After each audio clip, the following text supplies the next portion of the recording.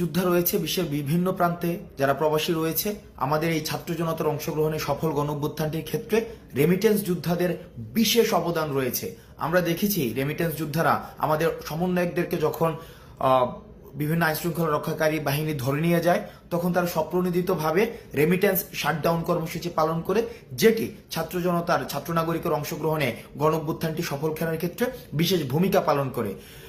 এই কয়েকদিনে আমরা দেখেছি যে বিভিন্ন প্রবাসী বা রেমিটেন্স যোদ্ধা আমাদের সাথে বিভিন্নভাবে যোগাযোগ করতে চেষ্টা করেছে এবং তারা তাদের বিভিন্ন দাবি আমাদের কাছে পৌঁছাতে চেষ্টা করেছে।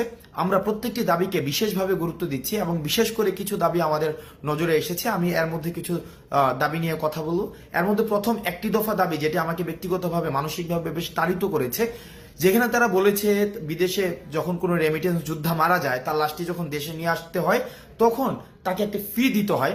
আমরা এই জায়গায় তারা এই ফিটি চাচ্ছেন না বা এই ফিটি তারা দেওয়ার মতো, বা আমরাও এটা মনে করি যে রেমিটেন্স যোদ্ধা যারা দেশের জন্য বাইরে থেকে কাজ করেছে, তাদের যে অপঘাতে মৃত্যু বা স্বাভাবিক মৃত্যু যখন হয়, তারা যখন দেশে আসতে চায় বা দেশে তাদের লাশটা নিয়ে আসতে হয়, সেক্ষেত্রে আমরাও বিশ্বাস করি কোনো ধরনের ফি থাকা উচিত নয়। সুতরাং এই বিষয়টি নিশ্চয়ই অ্যাড্রেস করা হবে। দ্বিতীয় যে একটি গুরুত্বপূর্ণ বিষয়, সেটি হচ্ছে প্রবাসীরা যখন দেশে আসে, এয়ারপোর্টে তাদের নানাবিধ হয়রানির শিকার হতে হয়। তাদের তৃতীয় শ্রেণীর নাগরিকের সেখানে হচ্ছে মর্যাদা দেওয়া হয়। আমরা চেষ্টা করব এই বিষয়টিকে খুব দ্রুত সময়ের মধ্যে অ্যাড্রেস করা, তাদের জন্য যথাযথ মর্যাদা নিশ্চিত করা হয় এবং বিদেশ থেকে তারা যেসব জিনিস নিয়ে আসে সেগুলো যেন যথাযথভাবে খুব সেফলি তাদের কাছে হস্তান্তর করা হয়। আরেকটি বিষয় রয়েছে, সেখানে তারা বলেছেন যে যতদিন পর্যন্ত তারা বিদেশে থাকেন ততদিন পর্যন্ত তাদের যেই সন্তান রয়েছে দেশে, তাদেরকে বিশেষভাবে তাদের যেন তত্ত্বাবধান করা হয়, সেই বিষয়টিকে আমরা অ্যাড্রেস করার চেষ্টা করব।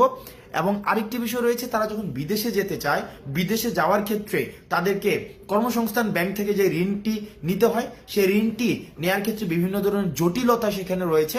সেই জটিলতা নিরসনের জন্য তারা চাচ্ছেন আমরা যেন সেই বিষয়টি নিয়ে কথা বলি এবং জটিলতা নিরসনে যেন যথাযথ পদক্ষেপ নেওয়া হয়।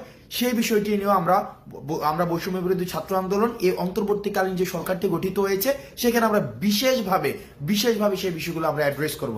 এখন বর্তমানে যারা রেমিটেন্স যোদ্ধা বিশ্বের বিভিন্ন প্রান্তে রয়েছেন, আমরা আহ্বান জানাবো আপনাদের কাছে, বাংলাদেশ যে অন্তর্বর্তীকালীন সরকার গঠিত হয়েছে, সেই সরকারের হাতকে শক্তিশালী করার জন্য এবং আমরা যেই বৈষম্যহীন বাংলাদেশের স্বপ্ন আমরা দেখেছি, সেই স্বপ্নকে প্রভাবিত করার জন্য, সেই স্বপ্নকে গতিশীল করার জন্য এবং সেই স্বপ্নকে বাস্তবায়ন করার জন্য আমরা বিশ্বাস করি রেমিটেন্স যোদ্ধাদের সহায়তা ছাড়া সেটি কখনোই সম্ভব না। আপনারা রেমিটেন্স যোদ্ধারা যারা বাংলাদেশকে ধারণ করেন, বাংলাদেশকে বিশ্বাস করেন, যারা বাংলাদেশের এই যে অগ্রযাত্রাকে এগিয়ে নেওয়ার ক্ষেত্রে বিশেষ ভূমিকা পালন করছেন, আপনারা আবার আগের মতো যেভাবে রেমিটেন্স সরবরাহ নিশ্চিত করার মধ্য দিয়ে বাংলাদেশকে স্বনির্ভর করেছেন, সেভাবেই আবার রেমিটেন্স সরবরাহ আপনারা নিশ্চিত করবেন। আমরা এই অন্তর্বর্তীকালীন সরকারে আমাদের